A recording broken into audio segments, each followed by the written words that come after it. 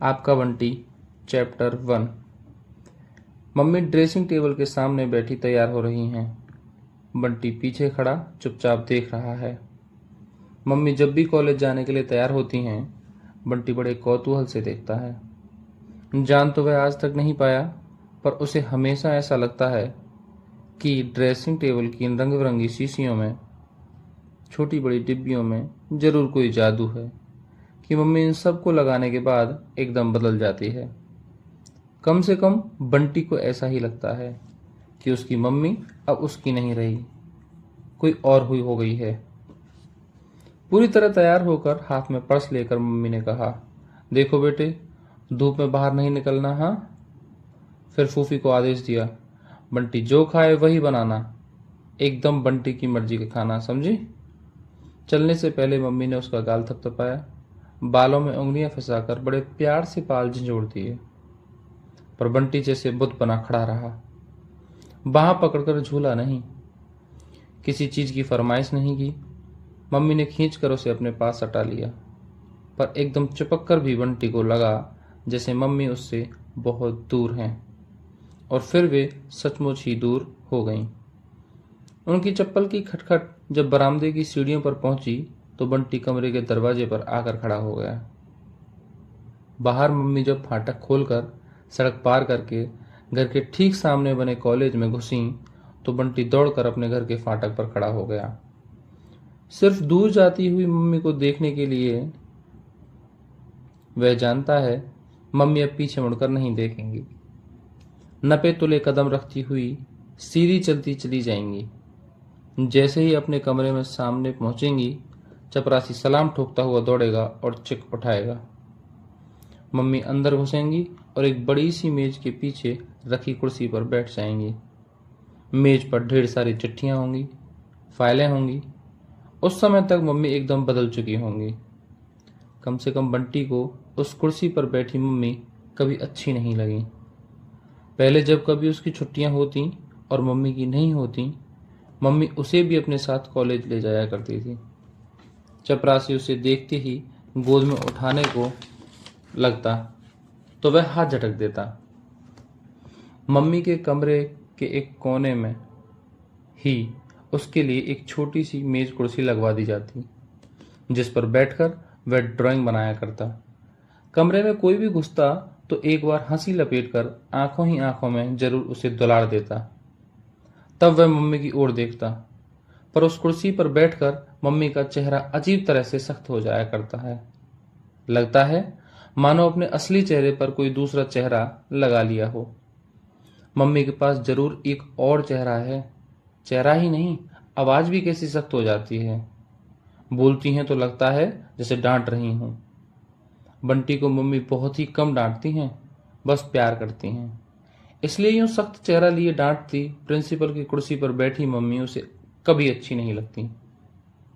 वहां उसके और मम्मी के बीच में बहुत सारी चीजें आ जाती हैं। मम्मी का नकली चेहरा, कॉलेज, कॉलेज की बड़ी सी बिल्डिंग, कॉलेज की ढेर सारी लड़कियां, कॉलेज के ढेर सारे काम, थोड़ी थोड़ी देर में बजने वाले घंटे, घंटे बजने पर होने वाली हलचल। इन सब के एक सिरे पर वह रहता है चुपचाप, सहमा सा, और दूसरे पर मम्मी रहती हैं, किसी को आदेश देती हुई, किसी के साथ सलाह मशवरा करती हुई, किसी को डांटती हुई। और इसीलिए उसने कॉलेज जाना छोड़ दिया।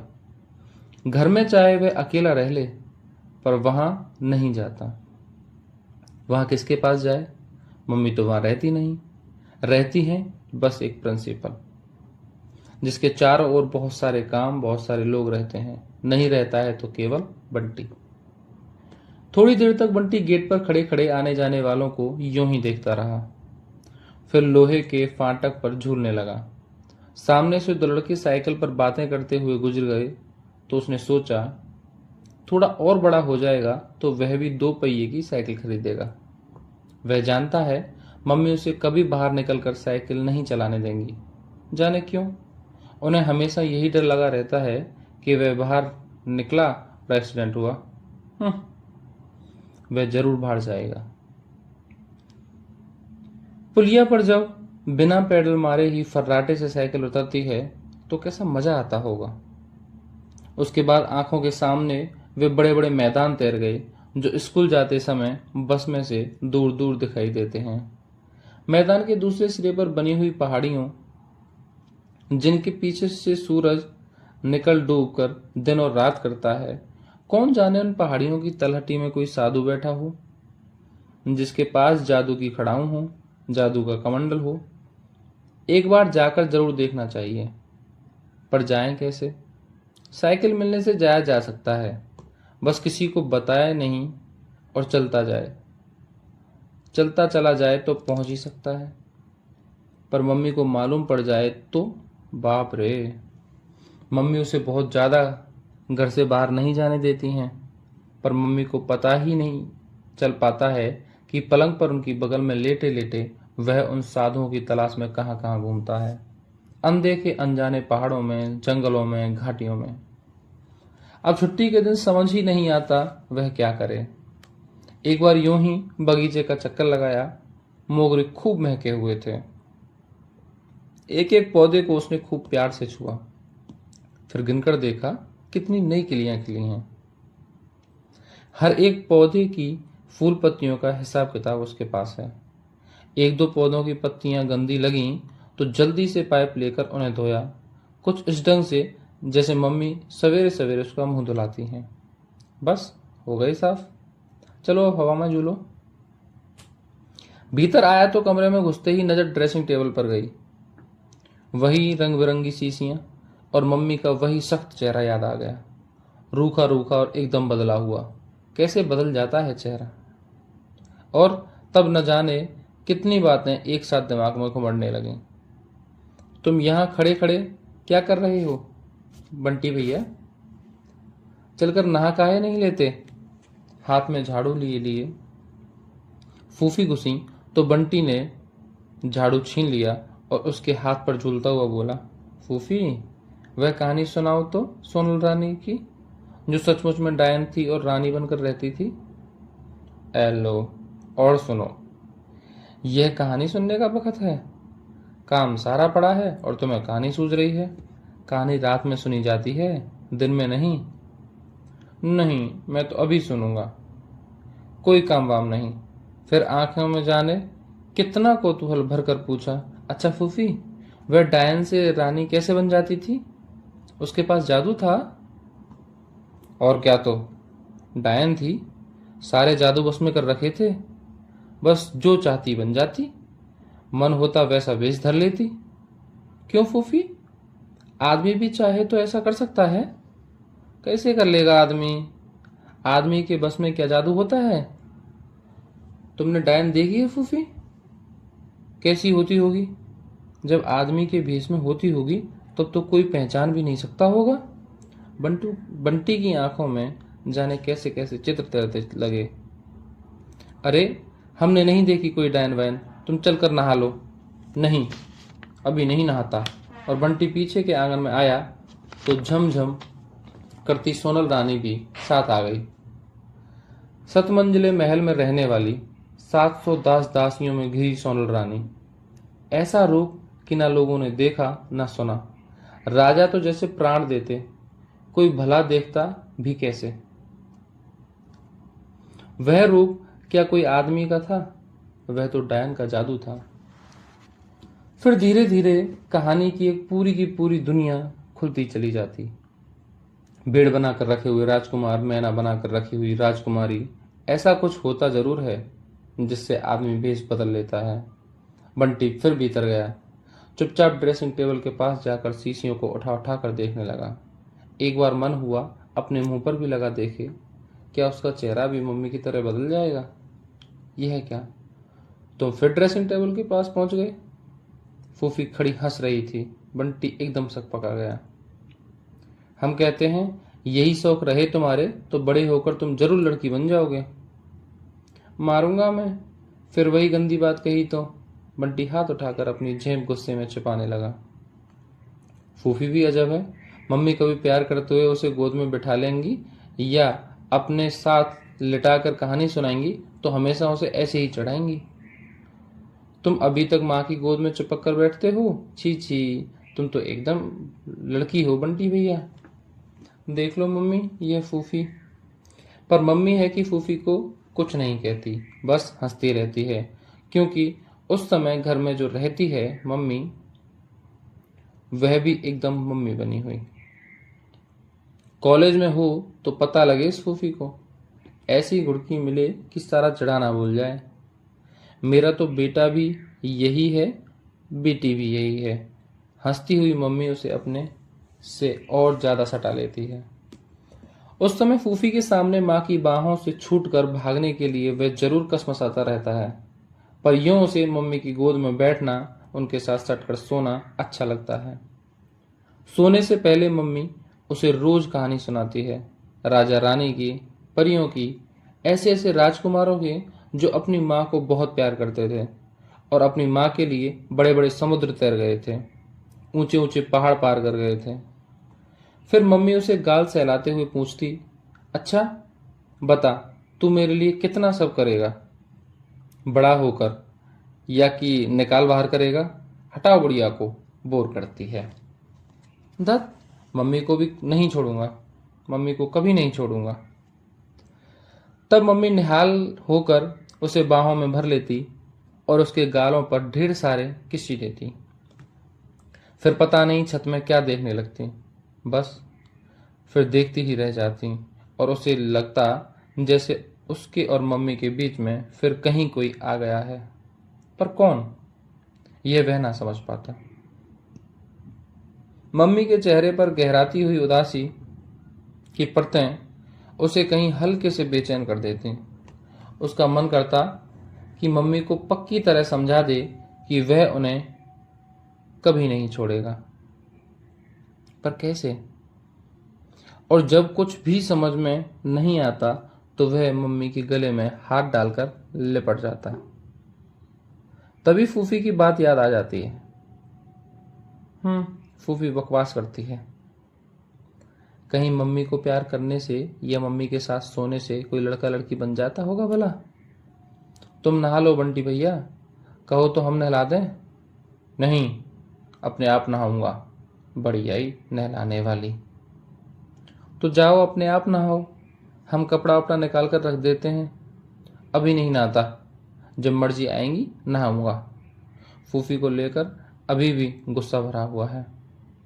बंटी ने अपनी अलमारी खोली। मम्मी के खरीदे हुए और पापा के भेजे हुए खिलौनों से अलमारी भरी हुई है। उसने नई वाली बंदूक निकाली, खूब बड़ी सी, और एकदम आंगन में झाड़ू लगाती हुई फूफी की पीठ पर नली लगा दी। बोला, अब कहेगी कभी लड़की, कर दूं सूट, गोली से उड़ा दूंगा, हाँ याद रखना। बंटी जब बहुत लाड़ में होता या बहुत नाराज तो फूफी को तू ही कहता है। और क्या, अब तुम बंदूक ही तो मारोगे, इसी दिन के लिए तो पाल पोस कर बड़ा किया है। तब पता नहीं क्यों मम्मी की कोई बात याद आ गई और बंटी का हाथ अपने आप हट गया। ख्याल आया, उसने अपनी बंदूक टीटू को तो दिखाई ही नहीं। उसके मुकाबले में टीटू के पास बहुत कम खिलौने हैं, फिर भी ऐसी सान लगाता है जैसे लाट साहब हो। उस दिन कैरम बोर्ड दिखा दिखा कर कितना इतरा रहा था। वह मम्मी से कहकर अपने लिए भी कैरम बोर्ड खरीदेगा, और नहीं तो इस बार पापा आएंगे तो उनसे लेगा। पिछली बार पापा जिस दिन आए थे उसी दिन उसका रिजल्ट निकला था। कितने खुश हुए थे पापा उसका रिजल्ट देखकर। खूब प्यार किया था, शाबाशी भी दी थी और ढेर सारी चीजें दिलवाई थी। इस बार कब आएंगे पापा? यह किधर चले? उसे पिछले दरवाजे से बाहर जाते देख फूफी चिल्लाई, मैं टीटू के यहाँ जा रहा हूं, अभी आ जाऊंगा। वहीं मत खेलने बैठ जाना, मम्मी गुस्सा होंगी नहीं तो। नया धोया कुछ है नहीं।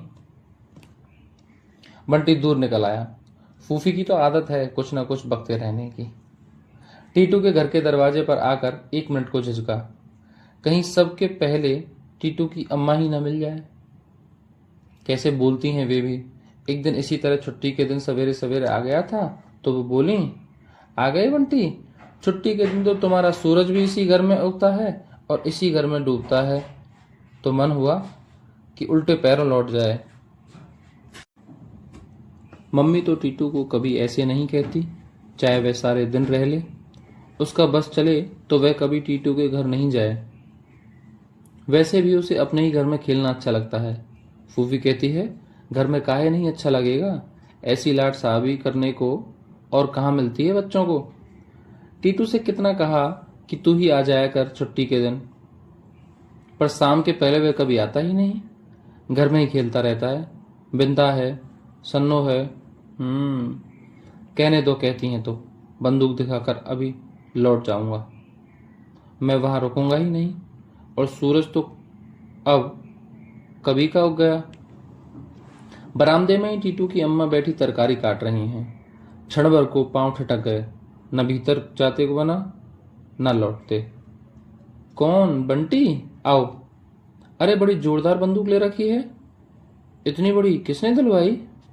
पापा ने। आए थे क्या पापा? नहीं, किसी के साथ भिजवाई थी। एकाएक स्वर की खुशी जैसे बुझ गई। मन हुआ अम्मा के सीने में ही दाग दे बंदूक। जब देखो तब वही बात। बंटी भीतर दौड़ गया। टीटू सन्नो के साथ बैठा बैठा कैरम खेल रहा था। बंटी ने चुपचाप उसकी पीठ पर बंदूक की नली लगाई और जोर से चिल्लाया, हैंड्स अप। टीटू एकदम डर गया तो बंटी खिलखिला पड़ा। कैसा डराया? अरे इतनी बड़ी बंदूक, देखूं जरा। टीटू इतनी बड़ी बंदूक देखकर एकाएक उत्साह में आ गया। चल बाहर चलकर निशाना लगाएंगे। आज वह भी आसानी से बंदूक नहीं देगा। उस दिन कैरम को लेकर कैसा इतरा रहा था। हटो हटो, तुम्हें खेलना नहीं आता। ए टीटू, पहले खेल पूरा करके जाओ। हार रहा है तो कैसे? भागने लगा। जीती हुई सन्नो ने कुर्ता पकड़कर उसे खींचा। ले खेल और खेल। टीटू ने दोनों हथेलियों से सारी गोटों को इधर उधर छितरा दिया और बंटी को लेकर बाहर भाग गया। हारू हारू खिसियाई सी सन्नो चीखती रही। मुग्ध भाव से बंदूक पर हाथ फेरते हुए टीटू ने कहा, दिखा तो यार जरा। खाली देखने से काम नहीं चलेगा, समझना पड़ता है। यह कोई 8 आने वाला तमंचा नहीं है जो हर कोई चला ले। बंटी अपने को महत्वपूर्ण महसूस करने लगा। अभी खरीदी है? बड़ी ललचाई सी नजरों से देखते हुए टीटू ने पूछा। नहीं, पापा ने भिजवाई है, बड़े रौब से बंटी ने जवाब दिया और उसी रौब के साथ वह उसमें कारतूस भरने लगा। चल, तेरे पापा साथ नहीं रहते तब भी तेरे लिए चीज़ें तो खूब भेजते रहते हैं। और क्या, इस बार आएंगे तो मेरे लिए बड़ा वाला मैकनो लाएंगे। मैं तो मम्मी से जो मांगता हूँ मम्मी भी झट दिलवा देती हैं। बंदूक हाथ में मिल जाती तब तो टीटू फिर भी बंटी के इस रौब को जैसे तैसे झेल पाता, पर खाली बातों का रोब। क्यों रे बंटी, तेरा मन नहीं होता कि पापा तेरे साथ रहें? बंटी का कमजोर हिस्सा वह जानता था। बंटी चुप, बस बंदूक के घोड़े को ऊपर नीचे करता रहा। जब यहां आते हैं तो तू कहता क्यों नहीं? पर अब शायद रह नहीं सकते। बंटी ने बड़े प्रश्नवाचक भाव में टीटू की ओर देखा। तेरे मम्मी पापा में तलाक जो हो गया है? ना चाहते हुए भी बंटी पूछ बैठा, तलाक? तलाक क्या होता है? तू नहीं जानता? बुद्धू कहीं का। मम्मी पापा की जो लड़ाई होती है ना, उसे तलाक कहते हैं। तुझे कैसे मालूम? मेरी अम्मा बता रही थी, पापा बता रहे थे। बंटी जब भीतर ही भीतर कहीं अपमानित हो आया। ठाएं ठाएं वह हवा में बंदूक दागने लगा और टीटू को अपनी बंदूक से पूरी तरह चकित करके बिना एक बार भी उसे चलाने का अवसर दिए वापस लौट आया। मन में न जाने कैसा गुस्सा उफन रहा था। उसके मम्मी पापा की जो बात उसे नहीं मालूम और टीटू को मालूम है। पापा साथ नहीं रहते तो क्या हुआ, वे तो शुरू से ही साथ नहीं रहते। वह तो हमेशा से ही मम्मी के पास रहता है। उसकी मम्मी कोई ऐसी वैसी हैं, कॉलेज की प्रिंसिपल हैं। आते जाते लोग कैसे सलाम ठोकते हैं। करेगा कोई ऐसे सलाम इनकी अम्मा को? और पापा पास नहीं रहते तो क्या हुआ, उसे प्यार तो खूब करते हैं। टीटू के पापा तो जब देखो उसे डांटते ही रहते हैं। उस दिन उसके सामने ही कैसा कान बैठा था कि पैं बोल गया, सारा चेहरा सुर्ख हो आया। अच्छा है, पापा के साथ रहो, डांट खाओ, पिटो और कान खिंचवाओ, पर मम्मी को तो ऐसा नहीं करना चाहिए ना। मम्मी उसे पापा की बात बताती क्यों नहीं है? कितनी ही बार उसने मम्मी से यह बात कहनी चाहिए, पर जब भी वह ऐसी बात करता है मम्मी का चेहरा जाने कैसा कैसा हो जाता है। उसे डर सा लगने लगता है, फिर उससे कुछ भी नहीं पूछा जाता। इस बार पापा आएंगे तो वह पापा से पूछेगा कि वे दोनों दोस्ती क्यों नहीं कर लेते। पापा तो उसकी बात बहुत मानते हैं, जहाँ कहता है वहीं घुमाने ले जाते हैं, जो मांगता है वही दिला देते हैं। यह बात नहीं मानेंगे। अब तो वह बड़ा हो गया है, पापा को समझा सकता है। पर मम्मी पापा की लड़ाई क्यों हुई? मम्मी कभी पापा की बात नहीं करती। पापा आते हैं तो सर्किट हाउस में ठहरते हैं, मम्मी को बुलाते भी नहीं, मम्मी की बात भी नहीं करते। क्या इतने बड़े बड़े लोग भी लड़ते हैं? ऐसी लड़ाई जिसमें कभी दोस्ती ही ना हो। क्या मम्मी को पापा की याद नहीं आती होगी? शाम को मम्मी लॉन में पलंग डालकर लेटी हैं।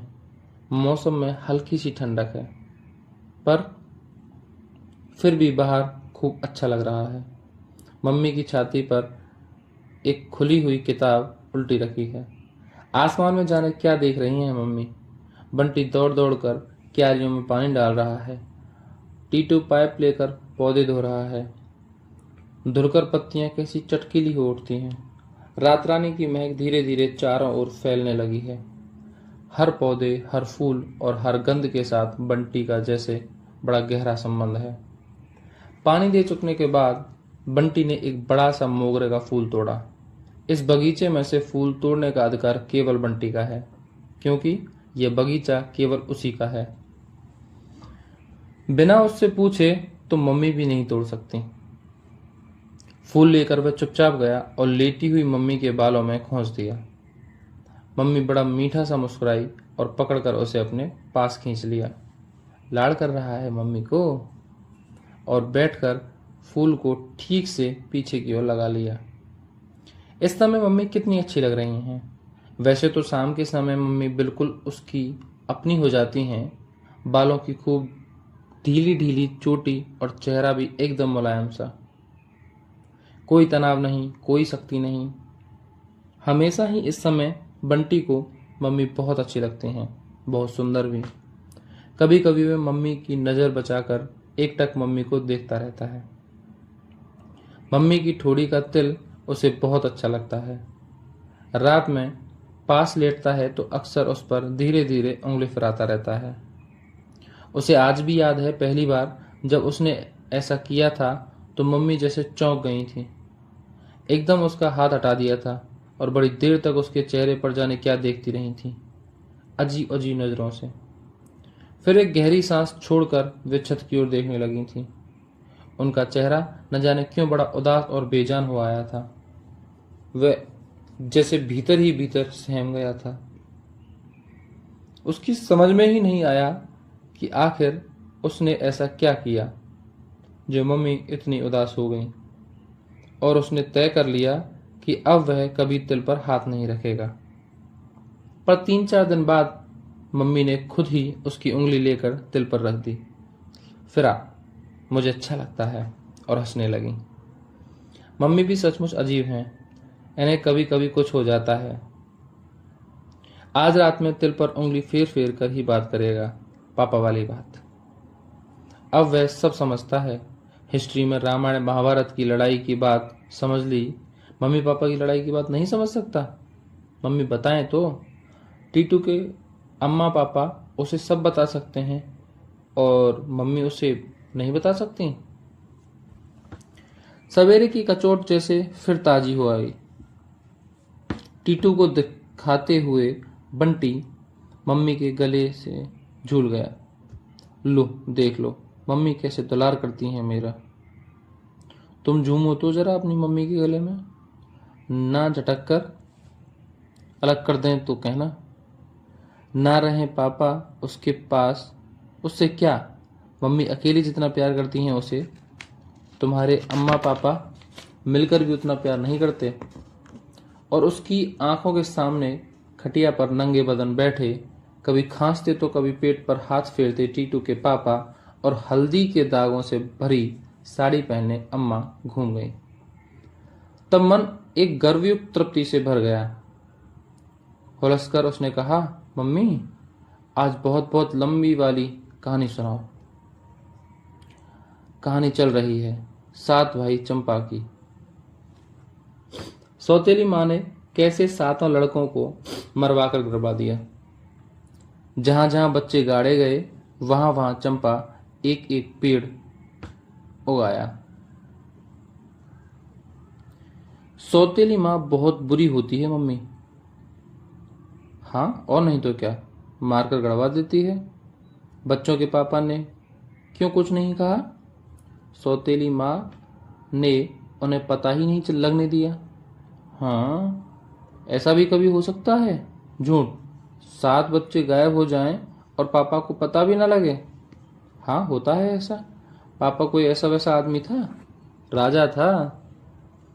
उसके पास राज्य के बहुत सारे काम थे, बच्चों का ख्याल ही नहीं रहा।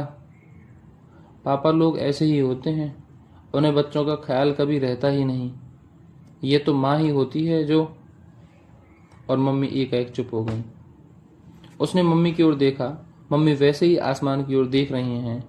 क्या देखती रहती हैं मम्मी आंखें गड़ाकर, कभी आसमान में कभी छत में। उसे तो वहां कभी कुछ नहीं दिखाई दिया। एकाएक ख्याल आया, पापा की बात पूछ ले। मम्मी बंटी पसोपेश में कुछ पूछे। कैसे पूछे?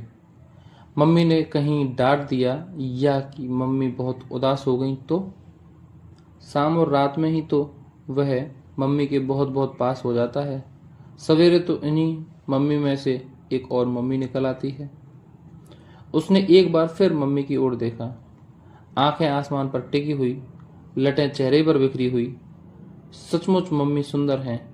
वह बेकारी क्यों डरने लगता है मम्मी से?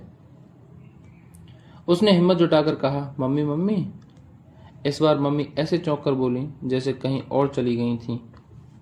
चल, तू बहुत बहस करता है, मैं नहीं सुनाती तुझे कहानी। मम्मी, पापा हम लोगों के साथ क्यों नहीं रहते? मम्मी चुप। आज टीटू कह रहा था। क्या कह रहा था टीटू? मम्मी एकदम बंटी पर झुकाई। आवाज की सख्ती से बंटी जैसे एक क्षण को सहम गया। पता क्या क्या कह रहा था टीटू? टीटू कह रहा था कि तेरे मम्मी पापा का तलाक हो गया है, अब पापा कभी हमारे साथ नहीं रह सकते। बंटी ने जैसे तैसे कह दिया। क्यों रे, तू और टीटू यही सब बातें करते रहते हो? मम्मी की आवाज में गुस्सा था या दुख, पता नहीं चला। मैं नहीं करता मम्मी, टीटू ही कह रहा था। मुझे तो तलाक का मतलब भी नहीं मालूम। उसी ने बताया कि मम्मी पापा की लड़ाई को तलाक कहते हैं। जब देखो उसके घर वाले पापा की बात करते रहते हैं। बंटी रुआंसा हो आया।